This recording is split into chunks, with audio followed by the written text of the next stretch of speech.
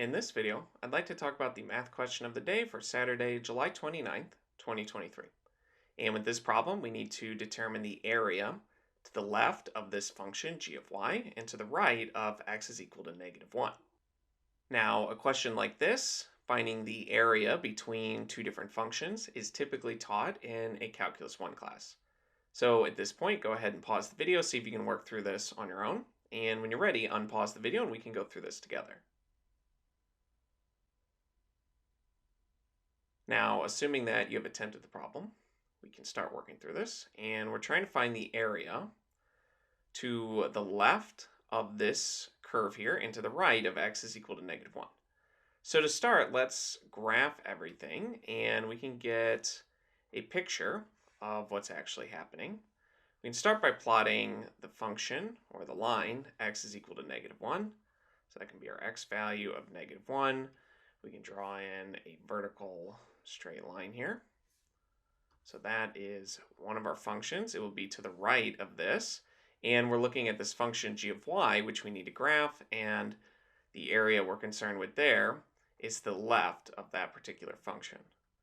So notice that this function here is just a parabola, but it's in terms of y rather than what you might be used to seeing, which is in terms of x. But it works the same way. If this was positive, then it would be opening to the right towards the positive x values. But since we have a negative sign here, that will essentially make all the x values the opposite of what they were. So it will reflect it across that y-axis. And this is not drawn very well, but you get the idea, is that we have a parabola that will open to the left towards the negative x values because of this negative sign. And then we're adding 3 to all the x values. So that will also shift it right 3 units. So if there was no shifting or reflection, the vertex would be right here and it would open something like that. But because it was reflected, it opens to the left and it was shifted 3 units over. So let's count out 3. We got 1, 2, 3 right there. So that point right here, this will be the vertex of this parabola, and it will look something like this. But we'll need to determine the points at which it goes through this line, x is equal to -1. And we can plot points if we want. We can plug in x values of 0, and we can solve for that. Or if we want, we can also plug in just random y values. If we pick, let's say, g of 1, we get 3 minus 1, which is 2. So at a y value of 1, let me put it in these markings, 1, 2, 3. At a y value of 1, we get a function value of 2, or the x value would be 2. And likewise, if we plug in -1, we would also get 2. So that would be right about there. And you can see that it is this downward shaping parabola. But we are really concerned with where it intersects this line, x is equal to -1. So we need to set this function equal to -1. Since remember that g of y, this is really just x.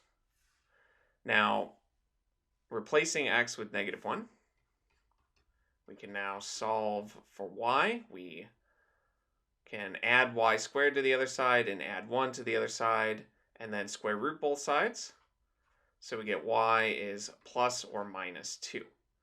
Now at this point right here, this would be a y value of positive 2. And if I draw in a couple more tick marks going down, this would be our y value of -2. So let's now quickly sketch our curve. And now that we have a general sketch, we are told we're trying to find the area to the left of this curve and to the right of the line x is equal to -1, meaning that what we really want to find is this area here. Now, we could set this up and integrate with respect to x, but it becomes a bit challenging because this curve right here, this g of y, can't be expressed as a function of x. We need to express it as two different square root functions. And therefore, we need to integrate this top function underneath. This would be a square root function.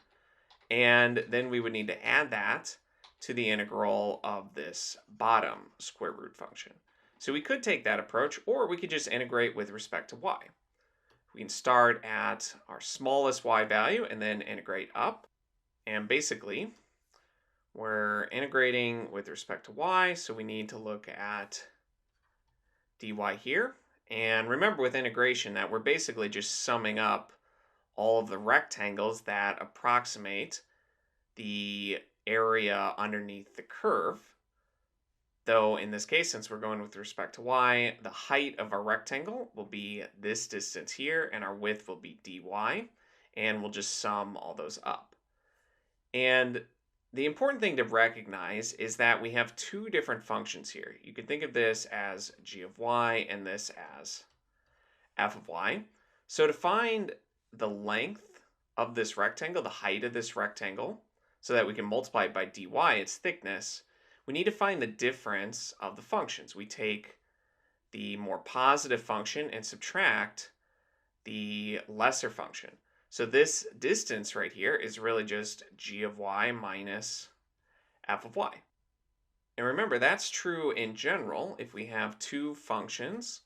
Let's say we have a function up there and a function right here. We can call this g of x, and we call this f of x.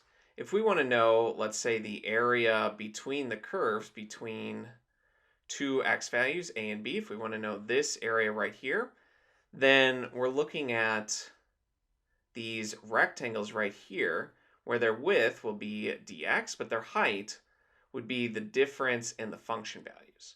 So if we want to find the area between two functions, we subtract the functions to find the height of that rectangle, then multiply it by the width dx in this case, or dy in this case, and then sum them all up. So let's use this information to now set up our integral. We have this integral. We're going to sum up all these rectangles so that we can accurately measure the area in this region. And we start at a y value down at -2 and go to a positive y value of 2. And then we take the more positive function and subtract the lesser function. And the more positive function is just 3 minus y squared, and then we're subtracting the lesser function, which is -1. So really we're going to be adding -1 here. And at this point we just need to compute everything. So let's simplify this first. This goes from -2 to 2. We have 3 minus -1, or plus 1, which is 4. And then we're subtracting y squared and integrating with respect to y. Let me just make a bit more room. We can work on this down here. And we can now just use the power rule.